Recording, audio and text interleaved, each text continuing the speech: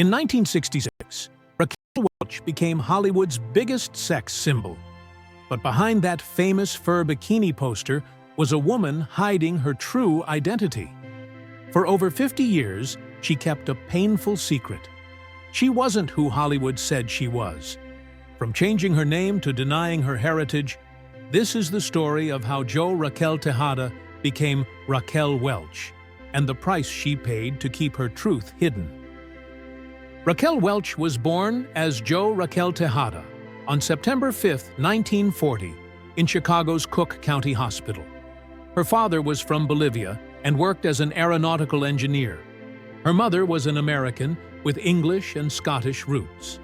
Together, they gave Raquel a unique background. At the time, Chicago's Latino community was tiny, and Raquel's family was one of the few Hispanic families around. They often felt out of place, especially since her father had to identify as white on official documents, just to avoid discrimination. When Raquel was nearly 2, the family decided to move to La Jolla, California. Her father had found a job working on military aircraft during World War II, and the sunny coast of California seemed like a good place to raise their kids. La Jolla was small and peaceful back then, with just a few thousand residents. The Tejada family lived in a modest bungalow near the ocean. Raquel grew up playing on the beach and walking along the cliffs, enjoying the beauty of her surroundings. But fitting in wasn't always easy. Most of the community was white, and Raquel's darker features made her feel different.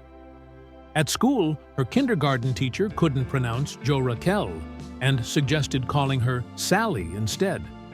Even at home, her father decided not to teach her Spanish, hoping it would help her avoid prejudice. This meant Raquel grew up feeling distant from her Bolivian roots, a decision she would later regret. Raquel Welch's love for performing started when she was just 7 years old. She began ballet lessons, dreaming of becoming a great ballerina. For 7 years, from 1947 to 1954, she worked incredibly hard. Every day after school, she practiced for hours, even when it was tough. Her teacher, Madame Olga, was very strict and often made Raquel cry with harsh criticism. But Raquel didn't give up. She kept going, believing that one day her dream would come true. At 14, everything changed. Madame Olga told Raquel that she couldn't be a professional ballerina because her body wasn't right for it. She said Raquel's developing curves would hold her back. This news was devastating, especially since Raquel was about to perform the lead role in Swan Lake at a big theater in San Diego. Her dream was crushed, but Raquel didn't let it stop her. She found new ways to express herself and started looking for other opportunities. Later in life, she said, "Ballet taught me discipline and perseverance. Losing that dream was hard, but it made me stronger." After leaving ballet behind, Raquel discovered a new passion: beauty pageants. When she was 15, she entered the Miss La Jolla contest, and, to her surprise, she won. That victory gave her confidence and opened the door to more pageants. Over the next 2 years, Raquel won several titles, including Miss Photogenic, Miss Contour, and Miss San Diego. Her biggest moment came in 1958, when she was crowned Maid of California. At the Hollywood Bowl, in front of 18,000 people, she performed a dramatic scene from Romeo and Juliet. The crowd loved it and gave her a standing ovation. These pageants brought Raquel attention and opportunities. Local newspapers wrote about her, and even Hollywood talent scouts noticed her. But not everything about the pageant world was good. In her autobiography, Beyond the Cleavage, Raquel shared a disturbing experience. A judge tried to take advantage of her, offering to help her win in exchange for a favor. Raquel refused and reported him. The judge was removed, and the experience taught her how to stand up for herself. Raquel Welch's life changed forever when she decided to get married at just 18. On May 8, 1959, she married her high school boyfriend, James Welch. They had been dating since she was 15 and were madly in love. Without telling anyone, they ran away to Las Vegas to get married. The wedding was small and secret, with only James's brother and his brother's girlfriend as witnesses. Raquel's father, Armando Tejada, was furious. He thought she was ruining her future. Their relationship became so strained that they didn't speak for 2 years after the wedding. Life as a young married couple wasn't easy. They didn't have much money, and James worked part-time as a lifeguard while going to college. Raquel took small jobs to help out. She worked as a car hop at a drive-in, serving food to customers, and did some modeling for local stores. Even though money was tight, Raquel described those early days as happy. But over time, their struggles started to take a toll. At just 19, Raquel became a mother. Her son, Damon, was born 6 months after the wedding, in November 1959. She and James weren't ready for the responsibilities of raising a child. They lived in a tiny apartment with second-hand furniture and often relied on their parents for help. But Raquel was determined to do her best. She even took college classes part-time while caring for her baby. Just 2 years later, in December 1961, she had her second child, a daughter named Tanny. By 21, Raquel was a mother of 2, juggling a lot at a very young age. The stress of raising 2 kids and trying to keep her own dreams alive became too much for her marriage. In 1962, Raquel and James decided to separate. She moved to Dallas, Texas, with her children, hoping to find a fresh start. Just 2 years later, in 1966, she became a star in Fantastic Voyage. Before she found fame, Raquel had another chapter in her life that isn't as well known. After her divorce, she took a job as a weather girl at a local TV station. It wasn't glamorous, and the pay wasn't great, but it was something. She lived in a tiny apartment and often struggled to pay the bills. Delivering weather forecasts live on TV made her nervous, but she worked hard to get it right. To make extra money, she worked as a cocktail waitress and even modeled for Neiman Marcus, a famous department store. It wasn't an easy time, but she learned how to keep going, no matter how hard things got. For a while, she thought about moving to New York to become a model, but in the end, Hollywood called her back. Those years were incredibly tough for Raquel. She spent many nights crying after putting her kids to bed, feeling overwhelmed by everything she had to do. But she never gave up. She started taking acting classes at a local theater, even bringing her kids with her when she couldn't afford a babysitter. Raquel's determination kept her going. She knew she had to push through the struggles to give her kids a better life and make her dreams come true. Another big change in Raquel's life came when she decided to change her name. She was born Jo Raquel Tejada, but in the 1960s, Hollywood wasn't kind to actors with ethnic names. Her agent, who later became her second husband, suggested she use the last name Welch from her first marriage. He thought it would help her get more roles and avoid being stuck playing only Latina characters. Changing her name helped her career, but it came at a cost. Raquel felt like she was losing a part of herself. Raquel also had to fight to keep her first name. When she signed with 20th Century Fox in 1966, the studio wanted her to change it to something simpler, like Debbie. They thought Raquel sounded too ethnic and worried it might hurt her chances with American audiences. But Raquel refused. Her name was personal. It connected her to her father's family, and she didn't want to lose that. She stood her ground, even though she was just starting out and didn't have much power in Hollywood. In the end, she kept her name, and Raquel became a symbol of beauty and strength. Raquel Welch's journey to fame began with her breakout role in the 1966 sci-fi film Fantastic Voyage. At just 26 years old, Welch played Cora Peterson, a member of a medical team shrunk down and sent into a scientist's body to save his life. Despite having only 3 lines, her presence stole the show. Audiences couldn't take their eyes off her, thanks to her beauty and charm. The movie, directed by Richard Fleischer, was a huge hit, making $12 million on a $5.1 million budget. Welch initially thought it was just a silly dinosaur movie that would be forgotten, but it ended up changing her life. Her tight scuba suit became a symbol of 1960s cinema, turning her into an instant star.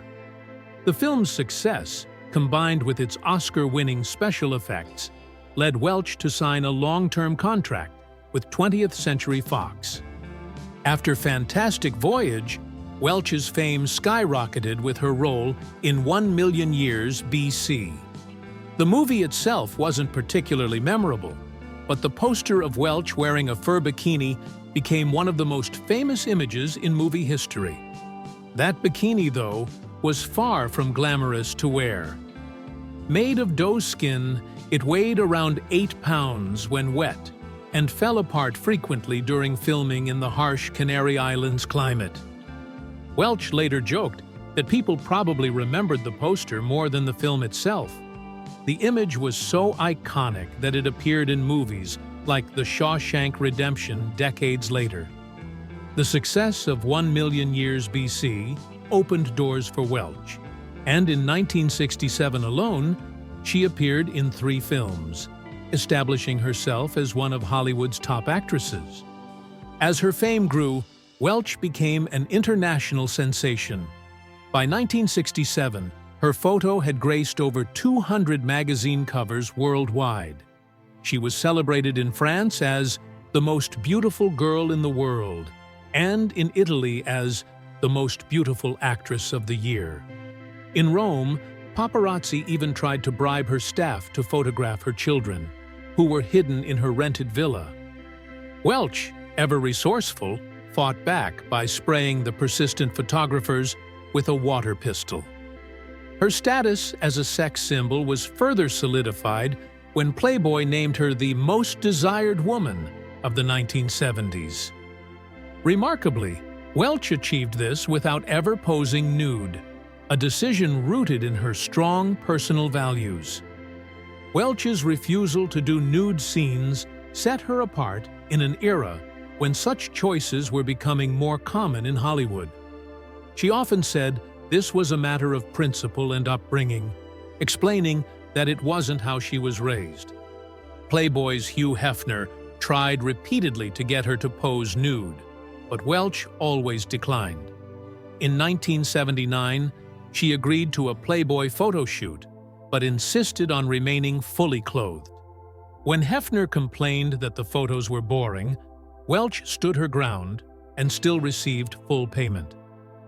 In 1969, Raquel Welch made headlines when she starred in 100 Rifles with Jim Brown. The movie was groundbreaking because it showed one of Hollywood's first interracial love scenes. Raquel played a strong-willed freedom fighter, while Jim, a former NFL star, played her love interest. This was a big deal at the time because many people weren't used to seeing a black man and a white woman in an intimate relationship on screen. The film stirred up a lot of conversation, especially since civil rights issues were still fresh in people's minds. The controversy wasn't just about race. The director, Tom Grease, wanted Raquel to film the scene nude, but she refused. She stood firm, as she always did when asked to do nudity throughout her career. Instead, they created a scene where her character takes a shower at a water tower to distract soldiers. This became one of the movie's most famous moments, proving that Raquel could be captivating without giving up her principles. When the film came out, it shocked many people but also got everyone talking. It ended up making over $5.5 million, which was a lot back then. Throughout her career, Welch fought hard to avoid being typecast. She wanted to be recognized for her talent, not just her looks. Her breakout role in 1 Million Years BC, 1966, both launched her career and trapped her in the image of a sex symbol. The iconic photo of her in a prehistoric bikini became a cultural phenomenon, overshadowing her acting ambitions. Reflecting on this, she once said, "I knew I was going to have to fight to stay afloat in the most treacherous of identities, the role of sex symbol." Determined to prove herself, Welch sought roles that challenged her. In 1970, she starred in Myra Breckenridge, a daring film where she played a transsexual character. Although the movie was poorly received, it showed Welch's willingness to take risks and push boundaries. In 1972, she produced and starred in Kansas City Bomber, a film about a single mother who becomes a roller derby star. For Welch, this role marked a turning point. She finally felt she had moved beyond being just a bikini-clad icon. It's so painfully uncomfortable and, in a way, kind of humiliating, she said, referring to her earlier roles. This film gave her a sense of accomplishment and balance between her image and her acting abilities. Welch's efforts to break stereotypes paid off in 1975 when she won the Golden Globe for Best Actress in a Motion Picture, musical or comedy, for her role in The Three Musketeers. She played Constance Bonacieux, a witty and charming dressmaker to the Queen, holding her own among an all-star cast that included Michael York, Oliver Reed, and Faye Dunaway. The film, directed by Richard Lester, was a critical and commercial hit, and Welch's comedic timing won her widespread praise. In her acceptance speech, she expressed deep gratitude, saying, "This award means more to me than you can possibly imagine. It's a recognition that I've longed for, and I'm deeply grateful." Her Golden Globe win was more than just a personal victory. It was proof to the industry that she was more than a pretty face. Following this success, Welch reprised her role in The Four Musketeers and went on to star in films like The Wild Party, 1975, and Mother, Jugs and Speed, 1976, showcasing her versatility and talent. Raquel Welch was 40 years old in 1981 when her world suddenly changed. She had been cast as the lead in the movie Cannery Row, opposite Nick Nolte. But just weeks into filming, she was fired without warning. The studio, MGM, claimed she refused to attend early rehearsals. The real reason, though, was something much worse. MGM wanted a younger actress. They replaced Welch with 26-year-old Deborah Winger. This decision revealed a harsh truth about Hollywood at the time. Actresses were tossed aside as they got older, no matter how talented or famous they were. This wasn't just a one-time thing. Back then, male actors in their 50s and 60s were still getting big roles. Women, on the other hand, were often pushed into smaller parts or ignored altogether once they turned 40. Welch, who had been a superstar in movies like 1 Million Years BC, found herself discarded simply because of her age. Welch didn't stay quiet. She spoke out about the industry's obsession with youth. She said, "Hollywood acts like women over 40 don't exist, but I refuse to disappear." But Welch didn't just talk, she fought back. She sued MGM, saying they broke her contract and lied about why they fired her. In court, her lawyers showed how MGM used her name to get money for the movie, only to replace her later to save costs. The trial lasted 6 weeks and became a big deal in Hollywood. In 1986, the jury decided Welch was right. She won $10.8 million, a huge amount at the time. It wasn't just a win for her, it sent a message to studios that they couldn't treat actors unfairly and get away with it. Winning the case felt like justice, but it came with a price. After the lawsuit, Hollywood turned its back on Welch. Studios didn't want to work with her. She went from being a top star to struggling to find roles. In an interview 2 years later, she admitted she hadn't made a big movie in 6 years. The parts she did get were small roles in TV shows or low-budget films. Even social events like premieres and parties became off-limits to her. The industry, which runs on connections and reputation, had shut her out. Raquel Welch's personal life was full of ups and downs, just like the roles she played on screen. She was married 4 times, and each marriage had its own story. Her first marriage was to her high school sweetheart, ended in 1964. Even after the divorce, Raquel kept his last name, and it became the name the whole world would know her by. Her second marriage was to producer Patrick Curtis in 1967. This relationship didn't last long either. They divorced in 1972, but Curtis played a big role in managing her career during that time. Then, in 1980, Raquel married André Weinfeld, a French filmmaker. This was her longest marriage, lasting 10 years. Weinfeld even joked later that he deserved a medal for being married to her the longest, calling himself the sex symbol in their marriage. Finally, at age 58, Raquel married Richard Palmer, a restaurant owner, in 1999. This came as a surprise because, before that, she had said she was done with men. They separated in 2003 and divorced in 2008. Raquel looked back on her marriages in a 2015 interview. She admitted that she never got it right and said her fame often made things hard in her relationships. Men didn't like the attention she got wherever they went. Still, she had no regrets and said she truly cared for each of her husbands. But she also admitted that she was too set in her ways to make marriage work. One of Raquel's most interesting Hollywood stories came from working with Frank Sinatra. They starred together in a 1968 movie called Lady in Cement. While there was nothing romantic between them, Raquel was completely captivated by Sinatra. She later said he was hypnotic and found herself so impressed by him that she struggled to focus on her role. Sinatra, for his part, was known for treating women with respect, but admitted he didn't fully understand them. As her acting career soared, Raquel's demanding schedule often kept her away from her children. She admitted that this hurt her family relationships and broke her heart. Later in life, she worked hard to repair those bonds, and she was happy to say she became close to her children again. Raquel Welch's children both took very different paths in life, but their mother's influence was always part of their journey. Damon Welch had a brief time in the entertainment industry, starting with a small acting role when he was just a toddler in The Beloved.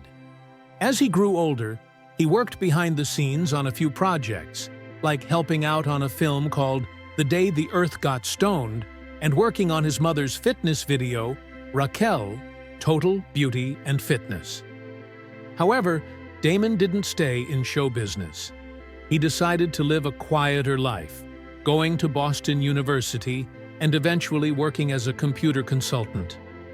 Tanny Welch, Raquel's daughter, had a much closer connection to her mother's world. She started her career in Italy, starring in a romantic film called Amarsi un po' in 1984. Her big moment came a year later with Cocoon, where she played a key role in Ron Howard's famous movie. She even returned for the sequel, Cocoon: The Return, in 1988. Over the years, she acted in 21 films, including Sleeping Beauty and I Shot Andy Warhol. But by 1999, she stepped away from acting. Alongside her film career, Tanny also modeled for major magazines like Vogue and British GQ. She even posed for Playboy magazine, mirroring her mother's iconic status as a sex symbol. Even though Damon and Tanny's lives were different, they both stayed close to their mother. They often appeared with her at major events, like the 1974 Academy Awards and the 1987 Emmy Awards. These public moments showed the strong bond between them, even as they grew up in the shadow of a Hollywood star. Raquel Welch's later years brought a surprising and meaningful change in her career. She began openly embracing her Latino roots, something she hadn't done much earlier in her life.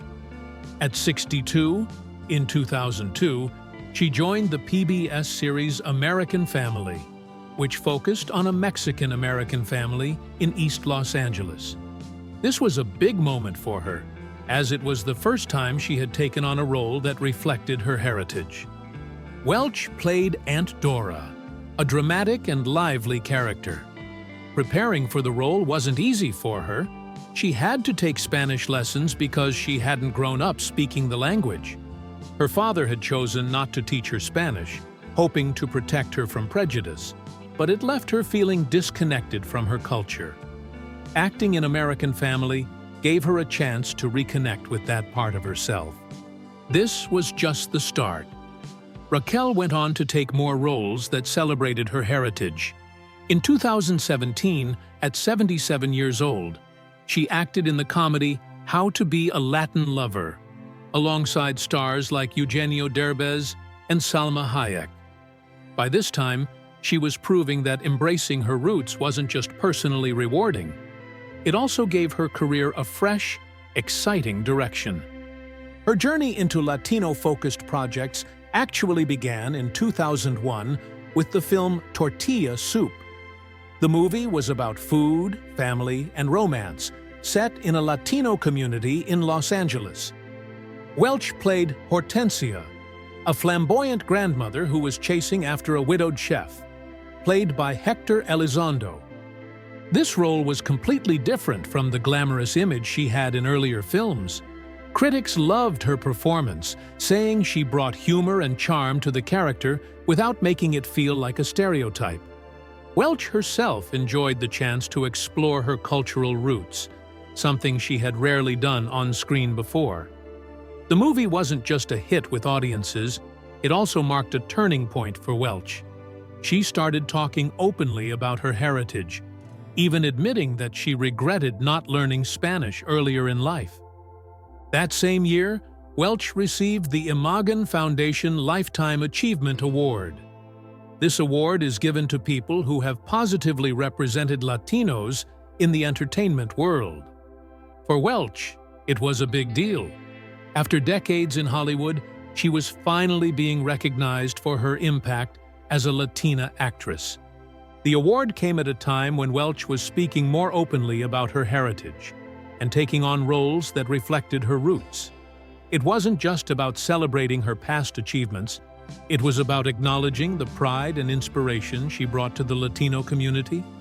Welch's journey of reconnecting with her roots wasn't simple. Born Jo Raquel Tejada in Chicago in 1940, her father was Bolivian and her mother was American. Her father chose not to speak Spanish at home, hoping to help his children avoid prejudice.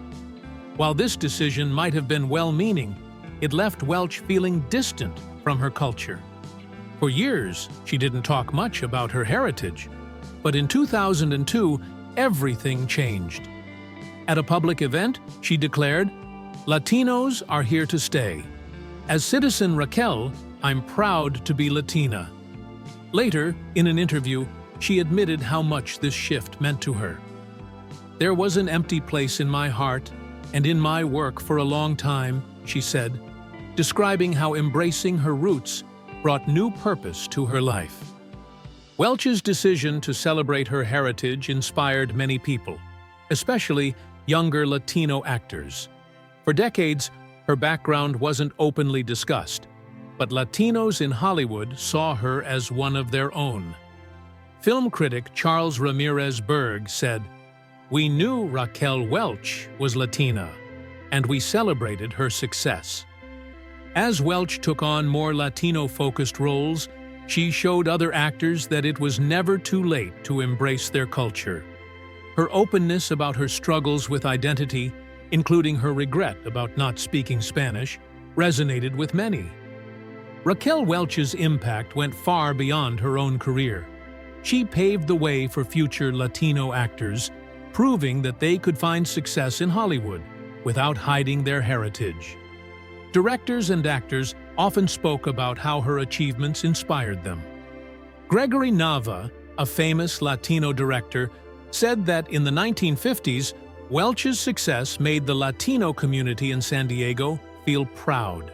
Her legacy as a trailblazer can still be felt today. As author Luis I. Reyes said, she opened doors for someone like Ana de Armas to play Marilyn Monroe. She represented the beauty and complexity of the Latino experience. Even in her 70s, Welch went to incredible lengths to stay youthful. Every day, she woke up at 4:30 a.m. to do yoga for 90 minutes in a heated studio she built to match body temperature. She followed this with a strict diet, starting with a glass of green juice made from 27 vegetables and herbs, carefully chosen to improve her skin.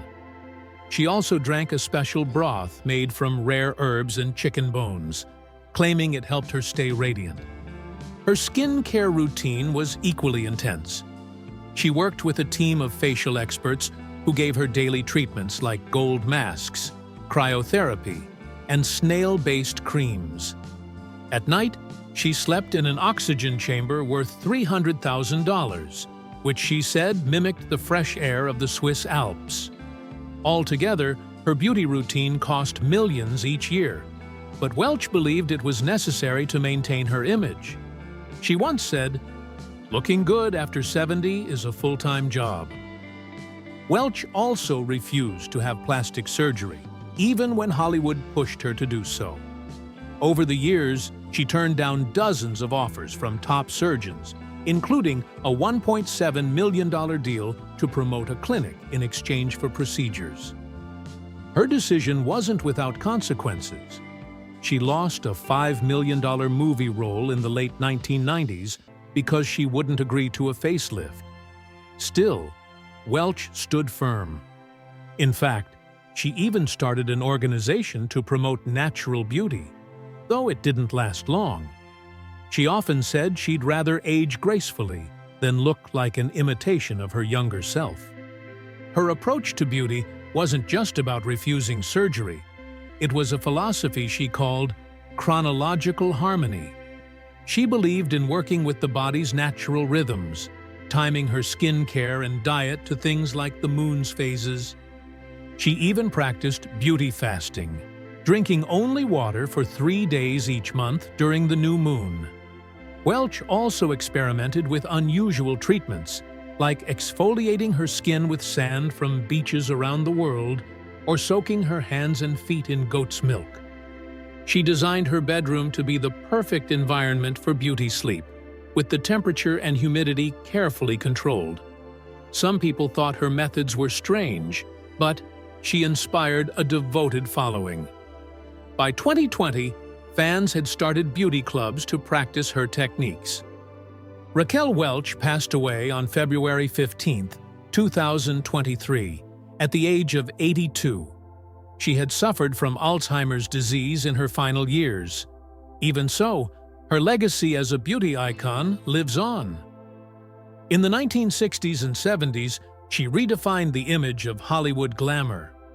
Unlike the blonde bombshells of the 1950s, Welch was exotic, brunette, and smolderingly confident.